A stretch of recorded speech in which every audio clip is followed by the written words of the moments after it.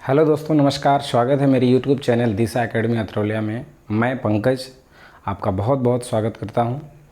आइए हम सब यहां से हमारे इस चैनल से उत्तर प्रदेश जो शिक्षक पात्रता परीक्षा है और सुपर टेट के लिए स्पेशली ये वीडियो बनाई जा रही हैं। बहुत गहराई से इनके बारे में अध्ययन नहीं करने की ज़रूरत है। जो आपके पाठ्यक्रम के आधारित जो है, जैसे प्रीवियस ईयर में क्वेश्चन पूछे हैं उसके आधारित हम पाठ्यक्रम वाइज यहाँ पर पढ़ेंगे।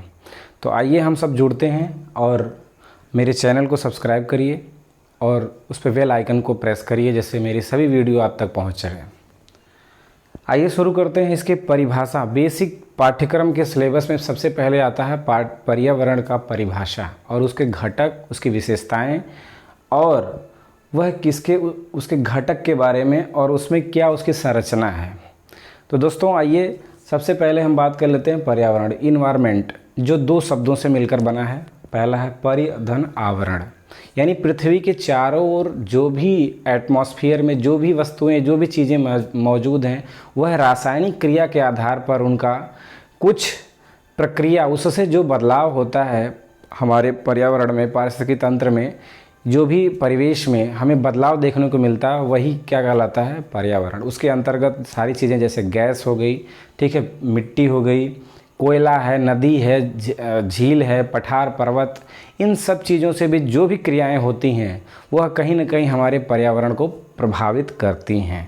ठीक है, तो सबसे पहले अगर हम बात कर लेते हैं जो हमारी पृथ्वी है, ये देखिए पृथ्वी में उत्तरी गोलार्ध, दक्षिणी गोलार्ध की बात कर लेते हैं। पृथ्वी के चारों ओर जो भी चीज़ें उपस्थित हैं, जैसे वायु, जल, जलीय जीव, कागज, प्लास्टिक, कार, यानी ये जो मानव निर्मित की बातें कर लेती, इसके परिवेश में जितनी भी चीज़ें मौजूद हैं उसके द्वारा जो भी क्रियाएं होती हैं वह पर्यावरण के अंतर्गत आती हैं।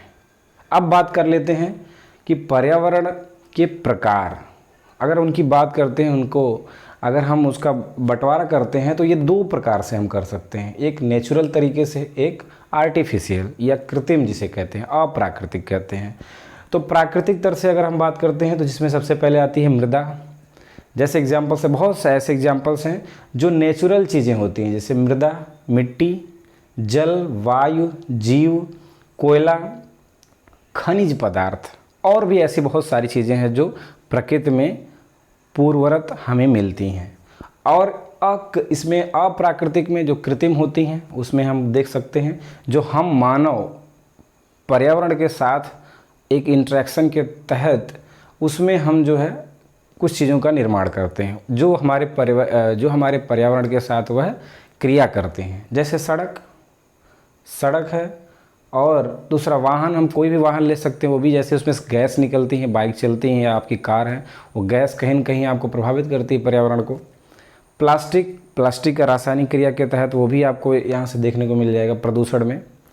सीमेंट, लकड़ी और लकड़ी से बनी बहुत से वैसी वस्तुएं जिनको यहाँ से हम कह सकते हैं कृत्रिम पर्यावरण के तहत। ठीक है, अब दूसरी बात कर लेते हैं इसके मुख्य रूप से घटक, यानी जो इसमें घटक का मतलब किस चीज़ों से यह बने हैं। ठीक है, ऐसे घटक जिसमें दो चीज़ों का अगर हम बात कर लेते हैं, मुख्य रूप से इनका दो बंटवारा किया गया है, एक जैविक है, एक अजैविक है। तो देखिए जैविक में होता है जैसे जो जिसमें जीव होता है, जैसे हम कह सकते हैं सजीव चीज़ें, जिसमें क्या होता है, जिसमें प्रजनन होता है, ठीक है, जिसमें वृद्धि होती है, इन सब चीज़ों का जो सजीवों में जैसे होता है, उत्सर्जन होता है। ठीक है, ये सब ऐसे जो गुण होते हैं वो जैसे पेड़ पौधे, मनुष्य, वनस्पतियाँ, जीव जंतुएँ। अपघटक क्या होता है, जो जैविक को अजैविक में, ये प्रश्न बना है आपके एग्जाम में कि वह कौन सा ऐसा एलिमेंट्स है जो जैविक को अजैविक में परिवर्तित करता है, तो आपका अपघटक होता है। जैसे अपघटक का मतलब जो सूक्ष्म जो जीव होते हैं, ठीक है, बैक्टीरियाज वगैरह की बात कर लेते हैं, तो जैसे वो क्या करते हैं, कोई भी चीज़ें सजीव को खाते हैं और उसको किस में परिवर्तित कर देते हैं, अजैविक में, जैसे मिट्टी में। ठीक है, तो ये चीज़ें आपके लिए इम्पॉर्टेंट है। देखिए इसमें ये सब चीज़ें हो गई जैविक में, पेड़ पौधे, मनुष्य, वनस्पतियाँ, जीव जंतु में अपघटक। अजैविक की बात कर लेते हैं। अजैविक में जिसमें जान नहीं होती है, जिसमें वृद्धि नहीं होती है, जिसमें सांस यानी श्वसन प्रक्रिया नहीं होती है, जिसमें कह सकते हैं कि उसमें उत्सर्जन नहीं, प्रजनन नहीं होता है। तो जैसे कोयला, जल, मिट्टी, सागर, महासागर, झील, अन्य इसी प्रकार से बहुत सी चीज़ें हैं। अब आइए बात कर लेते हैं जो वायुमंडल में मुख्य रूप से सबसे ज़्यादा पूछा जाने वाला प्रश्न है कि कौन कौन सी गैस मौजूद हैं। ठीक है, वायुमंडल में जो हमारे परिवेश है, तो परिवेश में, और दोस्तों इस पे एक क्वेश्चन आपको यहाँ से बताना भूल गए थे, भारतीय पर्यावरण विज्ञान के जनक ये रामदेव मिश्रा जी हैं। यहाँ से पूछा जाता है प्रश्न इनके बारे में, तो भारतीय पर्यावरण विज्ञान के जनक रामदेव मिश्रा जी। अब देखिए यहाँ पे जो आपको यहाँ से गैसेज हैं जो हमारे वायुमंडल में पाई जाती हैं, तो आपको यहाँ देखने को मिल जाएगा परसेंटेज के हिसाब से, और इतनी हमारी गैसेज पाई जाती हैं। ठीक है, जिसमें सबसे ज़्यादा नाइट्रोजन गैस 78.8% एग्जैक्ट वैल्यू है, या अप्रॉक्सीमेट ऐसा वैल्यू जो है आपको देखने को मिल जाएगा एनसीईआरटी की बुक्स में। ठीक है, तो ऑक्सीजन की मात्रा जो होती है 20.95। ठीक है, तो 20.95% है। आर्गन 0.93% है। कार्बन डाइऑक्साइड 0.036% है। नियान की वैल्यू देख लीजिएगा 0.002% है। यहाँ से हीलियम की वैल्यू देख लीजिएगा 0.3 टाइम जो है 0 है और 5%। क्रिप्टान की वैल्यू है 0.001% है। जीनान की 0.4 टाइम 0.9% है। हाइड्रोजन की बात कर लेते हैं तो 0.4 टाइम 0.5% है इसकी। अब दोस्तों बात करते हैं पर्यावरण की संरचना, यानी उस बनावट कैसी है उसकी, यानी उसमें कौन कौन सी चीज़ें जो हैं उसको बनाने में, या उसके स्ट्रक्चर जो हैं वो कौन कौन से ऐसे स्ट्रक्चर्स जो बनते हैं उसमें, वो इसके अंतर्गत आते हैं।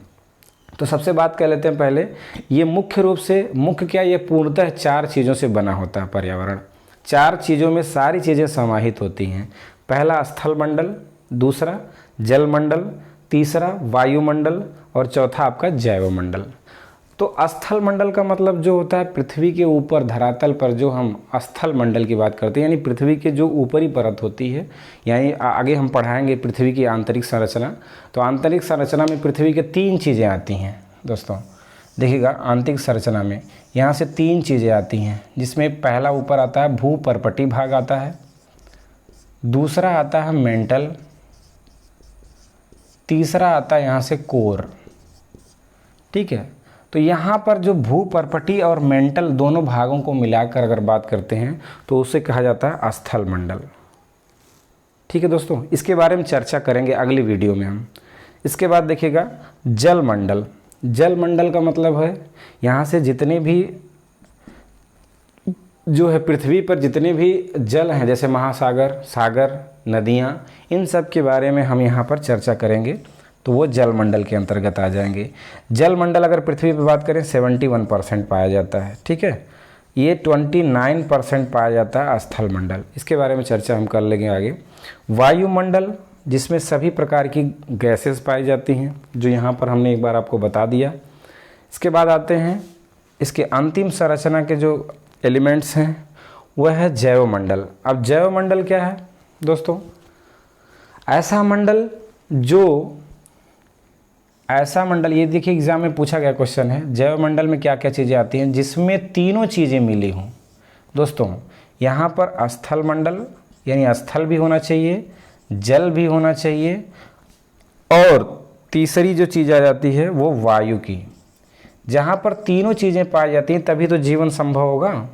जब स्थल होगा, जल होगा और वायु होगी, तभी वहाँ पर जीवन होगा और तभी वहाँ पर जीव होंगे, और जब जीव होंगे तो उसी को कहा जाता है जैव मंडल। इनमें सभी प्रकार के जीव जंतु पाए जाते हैं।